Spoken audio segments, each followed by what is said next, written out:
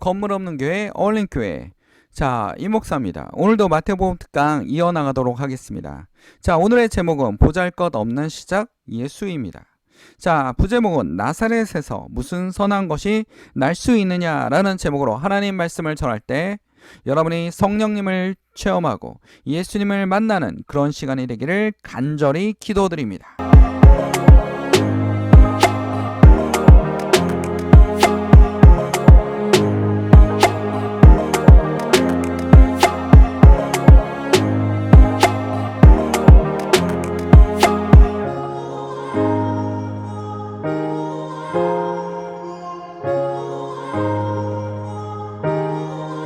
자, 마태복음 2장 19절에서 23절입니다. 자, 마태복음의 저자는 오늘 예수님이 굉장히 피신을 갔다가 다시 돌아오는 장면을 얘기하고 있습니다. 자, 누구 때문에 피신을 갔습니까? 헤롯입니다. 헤롯은 이스라엘에서 유대인 왕이 나타난 동방박사들의 얘기를 듣고 베들레헴에는 아기들을 학살했습니다. 유아학살이죠. 그렇죠? 자기 권력을 위해서 백성들을 죽이는, 닥치는 대로 다 죽이는 일을 벌였습니다. 그게 바로 누구십니까? 헤롯입니다. 자, 그러나 우리와 생각과 달리 헤롯은 굉장히 쉽게 말하면 영주죠. 영주. 쉽게 말하면 속국입니다. 속국. 당시 이스라엘은 누구의 속국이었습니까? 로마 제국의 속국이었습니다. 그리고 헤롯은 여기에 쉽게 말하면 영주 같은 역할을 하는 겁니다. 그런 헤롯이 다스렸던 시대에는 굉장히 이스라엘이 발전을 했습니다. 그리고 굉장히 번창해서 거의 다윗 왕 때의 영토를 지배할 수 있었습니다. 그리고 유대 제사장들은 뭐 했습니까? 당시에 로마에게 재물을 갖다 바치고 유대교를 유지하는 그런 모습을 보였습니다. 굉장히 올바른 방법으로 유지되는 건 아닌 것 같습니다. 그렇죠? 굉장히 황제를 섬기면서 하나님을 섬기는 유대인의 제사장의 모습을 볼 수 있었던 겁니다. 근데 헤롯이 이 사람이 뭐가 문제였는지 약간의 왕권에 대한 열등감, 성경에는 여러 가지가 있습니다. 이유는 약간의 이스라엘 순수 혈통이 아니다. 근데 이 순수 혈통이 아닌 사람이 왕이 됐기 때문에 굉장히 유대인들이 싫어했다. 이런 설도 있습니다. 그러나 또 다른 역사인들은 헤롯도 정통 그냥 유대인으로 인정받을 만한 혈통을 가지고 있었다. 이런 얘기도 있습니다. 그러나 우리는 분명히 이 사람은 뭔가 열등감이 있었던 것 같습니다. 유대인의 왕이 태어났다는 말에 유아를 다 죽일 정도면 굉장히 열등감이 있었던 그런 왕 중에 하나입니다. 우리 조선시대에도 열등감이 있었던 왕이 있지 않았습니까? 영조. 이 영조가 여러분 누굽니까? 아버지는 왕이지만 숙종이지만 어머니는 뭡니까? 거의 궁녀보다 더 낮은 무수리 출신입니다. 그렇죠? 동의 무수리 출신입니다. 그러다 보니까 신하들이 너는 천민 출신이지 않냐? 이러면서 굉장히 왕권을 위협하는 사람들이 굉장히 많았던 겁니다. 그러다 보니까 영조가 그의 열등감에 의해서 제대로 정치를 하는 것도 있었지만 탕평생이나 이런 거 굉장히 제대로 했지만 그 열등감으로 인해서 사도세자를 죽이는 그런 일들이 벌어질 수 있었던 것 같습니다. 그래서 사도세자가 죽고 그 아들 정조가 왕이 될 때 엄청나게 고생하지 않습니까? 정조는 거의 잠도 못 잤다고 합니다. 왜냐면 잠잘 때 누가 나를 죽일까봐. 내가 사도세자의 아들이니까 내가 왕이 되면 안 된다는 세력들이 워낙 많았기 때문에 굉장히 불안했던 게 바로 정조입니다. 그런 것처럼 헤롯도 상당히 뭔가 불안했던 것 같습니다. 그래서 당시에 베들레헴에 있던 그것도 동방박사 3명의 얘기를 듣고 베들레헴에 유대인의 왕이 태어날 것 같다 라고 해서 어떡합니까? 2세 미만의 아이들을 유아학살하는 엄청난 사건을 벌입니다. 그러니까 지도자가 이러면 안 되는데 자기 권력을 위해서 백성들을 희생시키는 독재자들이나 왕들이 이런 일들을 많이 벌이지 않습니까? 희생시키는 일들을 벌였다라는 겁니다. 자, 그러나 하나님은 예수님을 보호하기 위해서 천사를 통해서 이집트로 가라 하고서 이집트로 갔습니다. 요셉은 계속 순종하는 역할을 하죠. 그래서 예수님을 지키는 역할을 합니다. 자, 그래서 예수님께서 애굽에서 요셉에서 현통하여 이르되, 이것도 성경 말씀에 있습니다. 죽은 후에 주의 사자가 애굽에서 요셉에게 형통하여 이르되, 일어나 아기와 그의 어머니를 데리고 이스라엘 땅으로 가라. 아기의 목숨을 찾던 자들이 죽었느니라 하시니 요셉이 일어나 아기와 그의 어머니를 데리고 이스라엘 땅으로 들어가니라 라고 나와 있습니다. 당시에 통신이 발달하지 않았기 때문에 쉽게 이 소식을 접하지 못했을 것입니다. 이집트에 있었기 때문에. 이거는 예수님께서 하나님께서 직접 말씀하셨기 때문에 요셉이 이 소식을 듣고 돌아올 수 있었습니다. 이 사건만 봐도 하나님께서 인도를 하신다라는 겁니다. 쉬운 일이 아니거든요. 당시에는 뭐 핸드폰이 있습니까? 뭐가 있습니까? 그러니까 소식을 듣기가 쉽지 않은데 그 소식을 듣고 요셉은 이동을 했다라는 겁니다. 자, 호세아서 11장 1절에 보면 이스라엘이 어렸을 때 내가 사랑하여 내 아들을 애굽에서 불러냈느니라. 여기서 호세아가 말하고자 하는 사람 누굽니까? 바로 예수 그리스도입니다. 그러니까 이스라엘이 바로 예수 그리스도입니다. 사랑하는 아들을 애굽에서 불러냈거늘 이라고 되어 있습니다. 그러니까 예수 그리스도를 애굽에서 어떻게 합니까? 데리고 나왔습니다. 그러나 아킬레오가 그의 아들인 헤롯을 이어 유대인의 임금이 됨을 듣고 거기로 가기를 무서워하였더니 꿈에 지시하신 하심을 받아 갈릴리 지방으로 갑니다. 자, 왜 두려워합니까? 여호와께서 이와 같이 말씀하시나 라마에서 슬퍼하여 통곡하는 소리가 들리니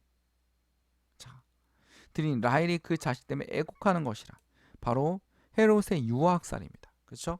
임금이 자신의 권력을 위하여 정말 갓난 아기들을 다 죽이는 그런 일들을 벌였습니다. 그의 부모들은 마음이 어땠을까요? 굉장히 아팠을 겁니다.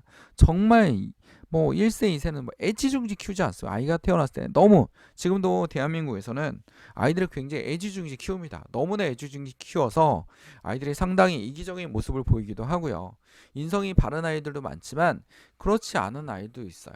그렇죠? 그래서 이제 사춘기 지날 때 문제를 많이 일으키는 아이들도 있습니다. 그것 때문에 또 상담하러 오시는 분들도 굉장히 많습니다. 그래서 아기들이 문제를 일으킵니다. 그래서 자식이 근데도 불구하고 이런 사랑하는 아이, 그러니까 한 세에서 2세는 너무 애지중인데 그 아이를 다 죽였어요. 왕이. 정말 베들레헴은 헤롯만 보면 이를 갈겠죠. 그렇죠? 자, 위기를 받기에 거절하였도다라고 합니다. 위로받기를 거절하였도다라고 얘기하고 있습니다. 얼마나 슬펐으면. 그렇죠?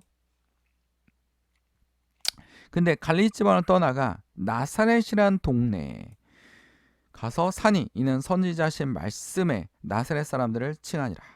자, 나사렛은 뭐냐면 유대인들에게 굉장히 천한 곳, 보잘것 없는 곳. 그래서 제가 오늘 설교 말씀 어떻게 잡았습니까? 보잘것 없는 시작이라고 잡지 않았습니까? 자, 보잘것 없는 시작. 이게 뭡니까? 나사렛의 뜻입니다. 나사렛의 뜻이에요. 그러니까 보잘것없는 시작을 했다라는 겁니다. 예수님이 일부러 하나님이 어떻게 합니까? 가장 낮은, 가장 천한, 정말 지극히 높으신 분이지 않습니까? 가장 낮게 오셨습니다. 그렇죠? 정치인들도 시작할 때 뭡니까? 가장 힘들어하는 사람들, 우리는 대한민국에서 살기 힘들어하는 사람들, 어려운 사람들을 굉장히 많이 찾아다니면서 그들에게 물어보지 않습니까? 어떠한 정책을 피기를 원합니까? 그리고 또 정치인들에게 굉장히 좋은 경험이 될 수 있어요. 왜냐하면 굉장히 힘들고 어려운 사람들을 통해서 국가가, 정치인들이 해야 될 일들은 뭡니까? 모든 사람들이 잘 살고 살 수 있도록 만드는 거죠. 근데 이거는 솔직히 거의 이상주의에 가깝다라고 저는 생각합니다. 쉽게 모든 사람들이 다 잘 살게 할 수는 없습니다. 그런데 변질된 정치는 뭡니까? 지만 잘 사는 거죠. 쇼만 하고. 그렇죠? 그냥 국민들이 보기에 좋은 쇼만 하는 겁니다. 기업들이 그러지 않습니까? 마케팅 전략으로 굉장히 선한 기업인 것처럼, 하지만 그 안에는 회사원들을 엄청나게 쪼는, 그렇죠? 비인간적인, 돈이 우선인, 사람의 생명보다 돈이 우선인 걸로 막 그 회사원들의 어떻게 되는 회사원의 어떤 문제가 있고 이런 것보다 더 우선인 겁니다. 기업의 이윤, 무조건 이윤입니다. 예? 회사원이 힘들어하건 뭐하건 별로 관심이 없는 것 같아요. 기업은 무조건 뭡니까? 돈의 이윤 추구입니다. 우리 경제학에도 나오지 않습니까? 자, 기업은 뭡니까? 이윤 추구. 그렇죠? 기업이 무슨 선한 짓을 하겠습니까? 겉으로는 선한 행동을 통해서 이미지 마케팅을 하고, 안으로는 회사를 쪼고, 그 다음에 약한 기업들을 쪼고, 그렇죠? 가격을 낮추고 좁니다. 그러면 약한 기업들이나 회사원들은 거의 경제에서는 약자죠, 약자. 그렇죠? 약자입니다. 민주주의는 뭘 하는 거냐면 이런 약한 사람들을 돌봐주고 그들에게 이해관계를 물어봐주고 그걸 정치에 반영해주는 게 정치입니다. 그렇죠? 우리나라 정치도 변질되지 않기를 굉장히 바랄 뿐입니다. 자, 나사렛에서 무슨 선한 것이 나겠느냐. 이 나사렛, 선한 것, 보잘것없는 곳에서 예수님 시작했다라는 겁니다. 우리 요셉도 굉장히 보잘것없이 낮아지지 않습니까? 노비로 팔려가고 형제들 때문에 막 팔려가고 꿈꾸는 요셉을 얘기하는 겁니다. 막 팔려가고 막 이러면서 어떡합니까? 결국 고대에서 가장 강력한 나라, 무슨 나라였어요? 이집트. 지금도 설명하기 쉽지 않은 문명을 가지고 있던 나라, 이집트입니다. 기원전에 그렇게 많은 문명을 가지고 있었다는 것은 쉬운 일이 아니었어요. 근데도 그런 문명의 국가에서 뭐가 됩니까? 국무총리가 됩니다. 지금으로 말하면 뭡니까? 이방인이었는데 지금의 가장 선진국은 누구예요? 가장 잘 사는 1위 누굽니까? 뭐 뉴스에서 뭐 굉장히 어쩌고 저쩌고 해도 가장 잘 사는 나라, 그 나라 바로 미국입니다. 아직까지는. 근데 그 미국에 가서 거의 뭡니까? 국무총리가 된다고 생각해 보십시오. 엄청나게 성공한 거 아닙니까? 막 끌려갔어요. 노비로 끌려갔어요. 막, 응? 노비로 끌려갔어요. 노예로 막 끌려갔어요. 근데 미국에 뭡니까? 대통령이 됩니다. 그러면 굉장히 놀라운 일이죠. 놀라운 일입니다. 네? 당시에 가장 강력한, 지금 예수님이 살았던 시대에 가장 강력한 나라는 누구였습니까? 로마죠. 로마입니다. 이 로마란 나라가 굉장히 개방된 게 뭐냐면 이방인 출신의 노비였는데 나중에 뭡니까? 로마 황제에 오르는 황제도 있습니다. 노비였는데 황제까지 오르는. 굉장히 인생 역전극이죠. 그렇죠? 세계사에서 아주 흔한 겁니다. 굉장히 많습니다. 여러분, 세계 최고의 영토를 만든 사람 누굽니까? 징기스칸 아닙니까? 원래 이름은 테무친. 그 몽고 분들에게 물어보면 몽고 사람들에게 물어보면 가장 존경하는 사람이 누굽니까? 하면 몽고 사람들은 대부분 뭡니까? 테무친입니다. 테무친, 징기스칸, 테무친이라고 모두 다 얘기하죠. 그렇죠? 우리나라는 가장 존경하는 왕이 누굽니까? 세종대왕. 그렇죠? 세종대왕입니다. 조선시대에 인정하지 않았거든요. 조선시대는 굉장히 위대한 왕들의 조자를 붙였죠. 세조, 응? 그 다음에 태조, 이성계. 조선을 세우지 않았습니까? 조자 붙여줘야죠. 그렇죠? 근데 세종은 종자를 붙였잖아요. 그러니까 평범한 왕의 양반들의 눈에는, 지배층의 눈에는 굉장히 평범한 왕이었습니다. 근데 지금 뭐라고 합니까? 가장 위대한 왕. 그렇죠? 위대한 왕이 되었어요. 그게 바로 세종대왕입니다. 당시에 굉장히 세종대왕 때 뭐 통계상으로 봐도 굉장히 잘 살았거든요. 백성들이 굉장히 잘 살았습니다. 가장 조선시대 세금을 많이 거둔 왕이 누굽니까? 라고 묻는다면 세종대왕입니다. 악독해서 많이 거뒀을까요? 아닙니다. 뭐냐면 백성들이 너무 잘 살았기 때문에 세금을 많이 낼 수 있었다라는 겁니다. 그게 세종대왕의 핵심이죠. 그렇죠? 그런 것처럼 우리는 뭡니까? 세종대왕 당시의 지배층들은 인정하지 않았습니다. 예수님은 요셉처럼, 꿈꾸는 요셉처럼, 구약에 나와 있는 꿈꾸는 요셉처럼, 이집트의 국무총리가 된 요셉처럼 낮고 낮은 모습으로 왔습니다. 그리고 어떡합니까? 나중에 그 낮은 모습으로 통해서 어린 양처럼 제물이 되셔서 고난을 받으시지 않습니까? 고난. 그 고난을 받으시고 그 고난을 어떡합니까? 이겨내십니다. 사람들이 넌 십자가에 처해서 막 조롱하면서 죽였습니다. 심지어는 여러분, 나사렛 예수라는 말은 예수를 비난하는 말입니다. 조롱하는 말이에요. 야, 천한 곳에 태어난 놈이, 이런 뜻이에요. 그러니까 예수님을 비아냥거리고 조롱했습니다. 근데 예수님이 그 조롱과 비아냥을 다 이겨내고 어떡합니까? 다시 죽었다 살아났습니다. 엄청난 사건이죠. 역사적으로 엄청난 사건입니다. 응? 그러니까 로마의 역사가들도 이걸 기록하지 않습니까? 부활했던 소식이 돌리고 있다. 그의 제자들이 유언별을 퍼뜨리는 것 같다. 뭐 이럴 정도로 로마도 인정하기 쉽지 않죠. 분명히 처형시켰는데 다시 살아났다라는 겁니다. 새로운 모습으로. 제자들도 알아보기 쉽지 않았던 모습으로 예수님이 돌아왔다는 거죠. 자, 여러분, 요한복음 1장 40절 이 말을 한 사람이 누구면 나다니엘이에요. 나다니엘도 예수님을 보고 뭐 무슨 천한 것이 나겠냐 했더니 예수님의 제자가 되었어요. 제자가 되었습니다. 그리고 어떡합니까? 나중에 예수님의 부활도 목격해요. 그리고 인도 지역인가 이쪽으로 동쪽으로 가서 전도를 하다 결국 순교를 당합니다. 이게 나다니엘입니다. 나사렛에서 그 정도로 유대인들은 나사렛을 천한 곳으로 봤어요. 지금은 신성한 곳이죠. 그렇죠? 이 나사렛 사람이라는 뜻은 지금의 기독교를 가리키기도 합니다. 유대인들 입장에서는요. 기독교를 가리키기도 해요. 예수를 믿는 사람들, 크리스천을 가리키기도 합니다.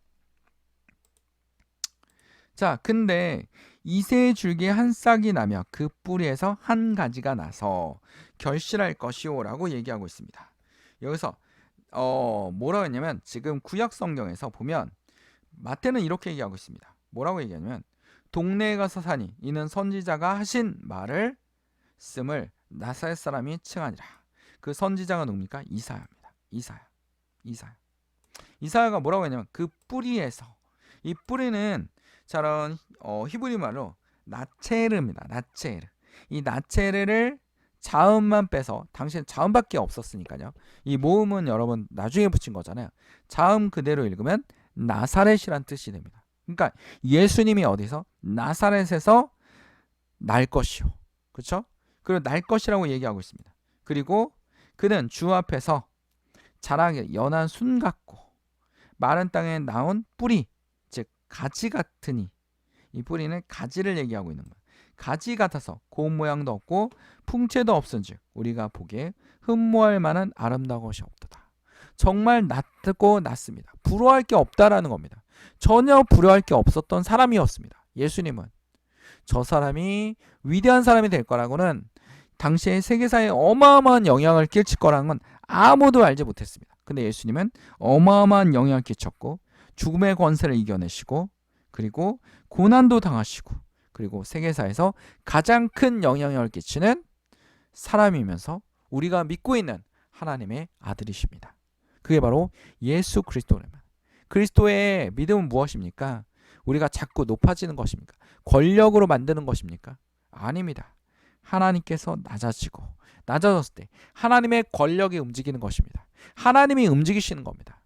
우리를 통하여 우리가 연한 순 같고 연한 가지였을 때 하나님의 그 권력, 안 될 것 같지만 그 권력을 움직이신다라는 겁니다. 가장 위대한 권력이 움직이는 거죠. 사람이 상대할 수 없는 권력, 사람이 감히 짐작할 수 없는 권력을 만들어내는 것입니다. 그것이 뭡니까? 예수 그리스도입니다. 죽은 자를 살리시고 본인이 직접 부활하시고 오병이어에서 많은 사람들을 먹이시고 했던 분이 예수 그리스도입니다. 요셉이 노비로 끌려가서 세계 최강국의 국무총리가 되는 것처럼, 그렇죠? 국미촌 기도원이 300명의 용사로 전쟁에 승리하는 것처럼 하나님은 없는 것에서, 낮고 낮은 곳에서, 도저히 일어날 것 같지 않은 곳에서 하나님은 기적을 만들어내신다라는 겁니다. 이게 바로 하나님이십니다. 하나님은 이 쓰고자 하는 사람을 통해서 뭡니까? 그 사람을 낮춰요. 열심히 낮춥니다. 그리고 아무것도 못할 것처럼 만들어 놓습니다. 근데 하나님의 그 사람을 통해서 역사하십니다. 그 와중에 그 사람 막 훈련시켜요. 요셉처럼 막 훈련시킵니다. 엄청나게 훈련시키죠. 그리고 하나하나씩 만들어냅니다. 뒷돌 만들어낸 거죠. 그렇죠? 그리고 그 사람을 사용하십니다. 정말 예수를 죽이겠다고 막 칼 들고 나섰던 사도 바울을 완전히 변화시킨 게 바로 성경에 나와 있는 겁니다. 가장 예수가 살아있다는 증거가 되는 사람이 사도 바울입니다. 왜? 모든 부귀영화를 버리고 오로지 예수를 따라가는, 예수에 미쳐버린, 예수의 매니아가 된, 고난을 당하든 뭐하든 무조건 예수만 전하면서 지중해 연안에 그 많은 교회를 세우고 신약 성경의 대부분에 기록했던 사람 누굽니까? 바로 사도 바울 아니겠습니까? 그런 것처럼 예수님께서 우리에게 가르쳐 주시는 건 무엇입니까? 연하고 순하고 힘이 없어 보여도 이게 가장 강력하다라는 겁니다. 가장 강력하다라는 겁니다.